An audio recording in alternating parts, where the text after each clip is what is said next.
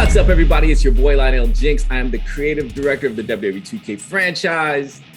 And this time I'm not alone, y'all. I've got my homie with me. She is going to be with me along this journey, this ride. Christina, please introduce yourself. Hey, y'all. I am Christina DM Pham, art producer on Wwe 2K22. And welcome to the inaugural episode of Ringside Report, brought to y'all by the teams at 2K and Visual Concepts. We're here to provide regular updates and deep dives into the many areas and features of Wwe 2K22. And this year, we're introducing the Wwe 2K22 Ringside Reports, and you'll hear from Lionel and myself beginning now, through the game's launch in March, and after for the latest on DLC, patches, and other updates. And we're not gonna be taking this ride alone, because we're bringing the homies from the dev team with us. So come on, bring them on, bring them on. But before we dive into that, let's kick it off with a very quick conversation about visuals, because let's be real, if y'all take a look at Wwe 2K22, you might see some massive differences from previous cycles. And this is the best looking game yet. Just a little pretty. bit. It's so pretty. Lionel, can you talk about how the teams approach production differently this time around, starting with the superstars? So the superstars, you know, in any WWE game are the backbone of the game, right? And so we have to make sure that we are doing our absolute best on representing every superstar to the best of our abilities. And in order for us to do that, we piggybacked on the same technology that you guys saw in NBA 2K22, where, you know, you look at their players and the details and just the likenesses look amazing. And so, you know, we shared that same technology and brought that into Wwe 2K22, like the cross polarization scans, improved hair. Just to me, the amazing amount of detail that you'll see in our superstars is unparalleled for us. Yeah, and also the teams have overhauled the lighting engine, and there's an all-new VFX engine as well. Yeah, so, you know, lighting is everything, right? So like all of these details and everything that we poured into our superstars wouldn't mean anything if they weren't lit properly, right? And so if you know, take a look at this version of the game compared to any other year, like it looks like a broadcast. It looks photorealistic at times. And a lot of that is due to lighting.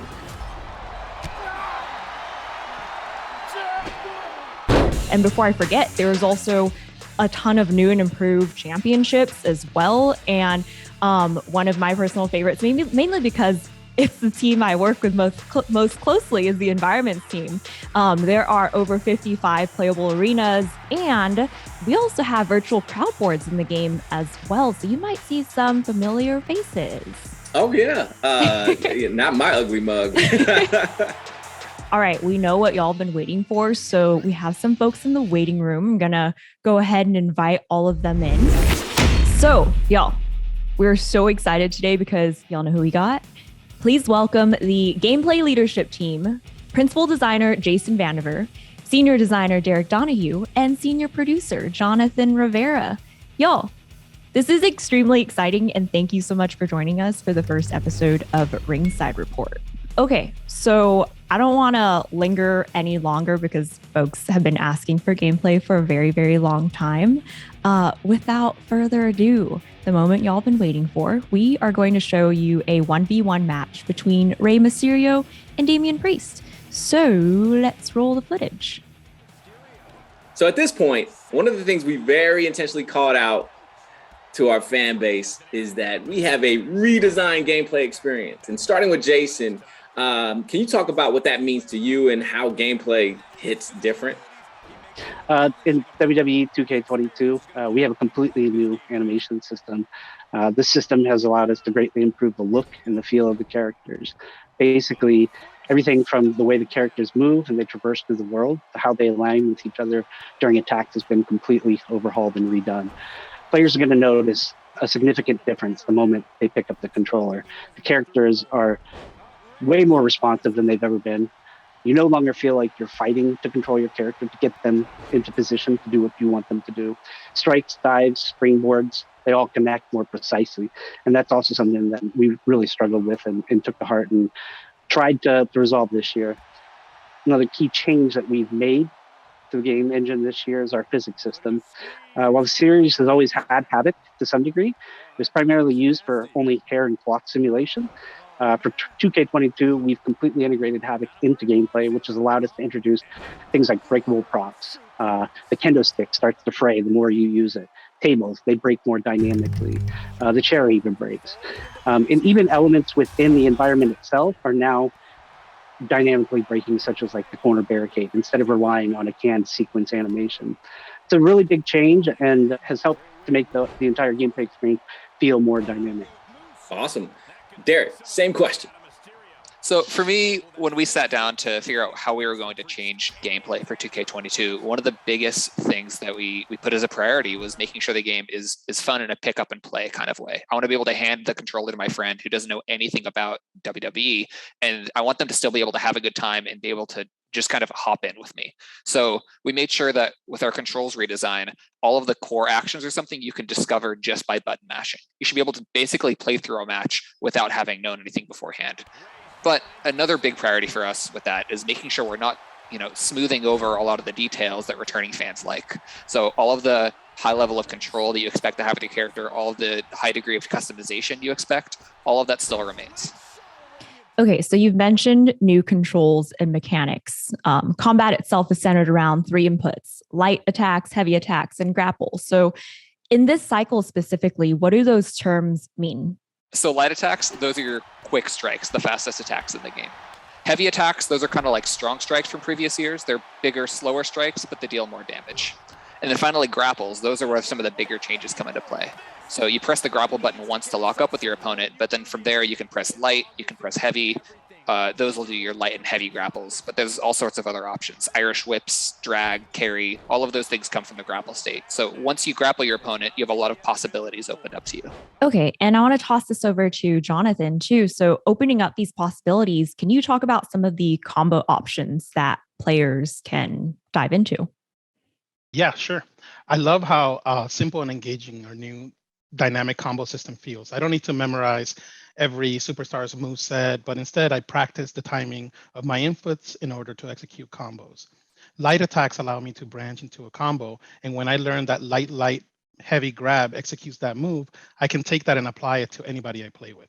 I love the exploration that our game provides to encourage the user to play with many different superstars and then choose whichever one is better suited for them.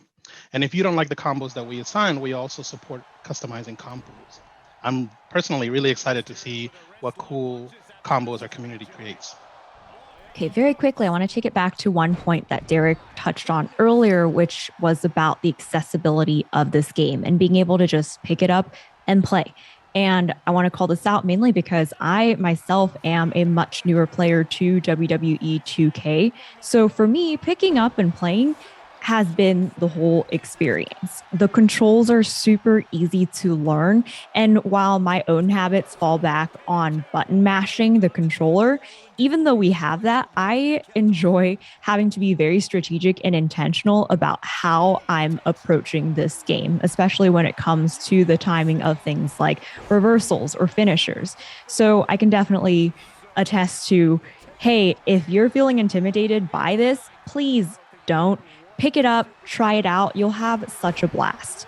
But also, if you're a vet and you've been playing this for a long, long time, can y'all talk about how vets can better show off their moves and what that means for the overall strategy of their experience? So a lot of the strategy for our game comes with the new defensive options that we've added this year. So one of the biggest examples is breakers. Instead of reversals being the only tool for countering your opponent's attacks, grapples and combos actually don't use reversals. Instead, you counter them with a breaker. So when you're doing a grapple or a combo on your opponent, they can counter that attack by pressing the same light, heavy, or grapple input against you. So those moves are countered with breakers. Everything else is countered with a reversal. So knowing what kind of attack you expect your opponent to perform can already prime you to know how you want to counter it. So there's already a mind game at that level. Then you have blocking, which is all new.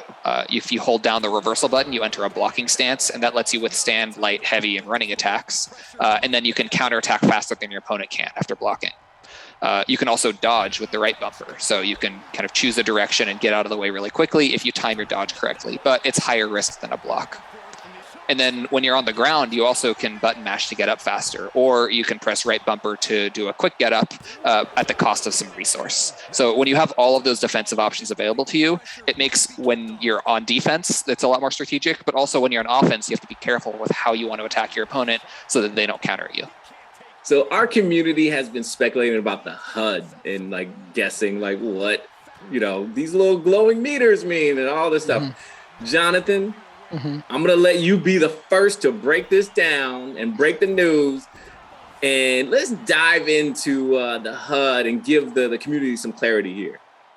So our goal was to create a HUD that strips down all unnecessary aspects and simply gives the user the information that they need without distracting the user from the in-game action. So at the very top, you'll have the vitality meter, and this is basically your health bar. Below that, you'll find a special meter, which is a resource you want to spend to perform signatures, paybacks, or defensive actions. Finally, at the bottom is your finisher meter, where you can store up to 3 stocks. So there's one thing that's missing that I think a lot of people are like, where's the reverse stock? Can you talk a little bit more about the changes we made there? Yeah, sure. Yeah, obviously the biggest change that we made was removing the reversal stock from the HUD. We felt that 2K20's matches came down to how the users manage their reversal stock. We wanted to bring a bit more skill to a match by giving the users unlimited reversals, but making them a little bit more difficult to execute.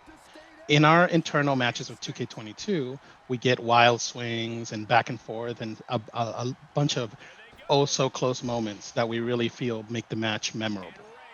And in addition to that, we added a new stun meter that shows up on the characters when it's close to being filled. So we're really excited to show off our new HUD and for our users to play with all of the new additions and our streamlined approach. Cool. Like one of the things that, at the end of the match where I'm like, in previous years or, iterations, once you basically knew once your opponent didn't have any reversal stock, all you had to do was hit your Sega finisher, match was over. That's not the case anymore, right? Like someone can just pull out like a reversal and there's this back and forth. And so Derek, can you talk about how strategy is incorporated into that part of this new mechanic? Yeah, so with reversals no longer being on a limit, that opens up a lot of possibilities for how your opponent can counter you, right? Like they could always pull a reversal out, or if you're using combos and grapples, they could hit you with a breaker. But the stun meter that Jonathan mentioned earlier, that's one of your biggest tools for making sure that you can pull off your biggest moves without getting countered. So lighter attacks, while they don't do as much damage to the vitality of the opponent, they're better at filling your opponent's stun. And if you can get their stun meter filled, that's your opportunity to perform an attack without the risk of getting a reversal or a breaker. Button mashing is back, y'all. Like I love it. It creates a whole new level of like intensity in those tight matches. And I got to practice my finger strength on that just so I can beat everyone down when this game goes online.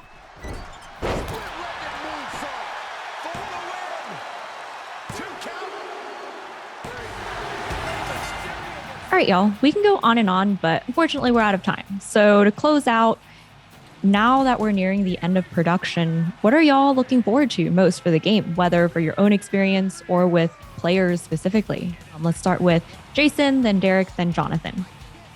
I'm really looking forward to seeing how My Rise turns out. We've been working so hard on gameplay that haven't really been able to look at the rest of the game. Those guys have been really working to deliver an awesome story this year. And from everything I've seen, they're ready to deliver. You two, get in the ring. For me, it's the backstage, the completely redesigned backstage that I think people have only seen a small peek of. There's a lot of really cool stuff going back there, especially with the verticality. And for me, I'm super excited to see Rey Mysterio in our showcase mode, playing some classic matches that were recreated for WWE 2K22. So I think people are going to be really excited about that. Awesome.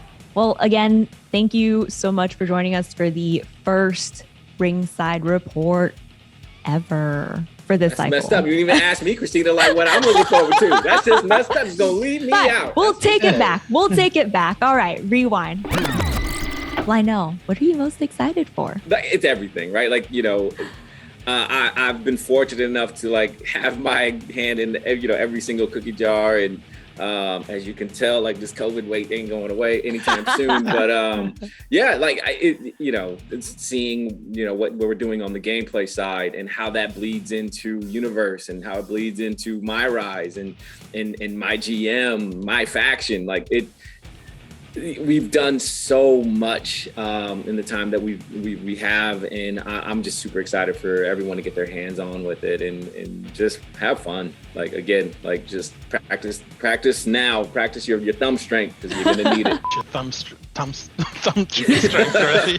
Do thumb exercises, little thumb push-ups. Y'all, so that wraps it for our first Ringside Report. Thank you to Jason Vandiver, Derek Donahue, and Jonathan Rivera for joining us. Sure. Thank you. Thank you for having us. Oh my God. Was I supposed to? You committed to the bit. Leave? No, I think that was.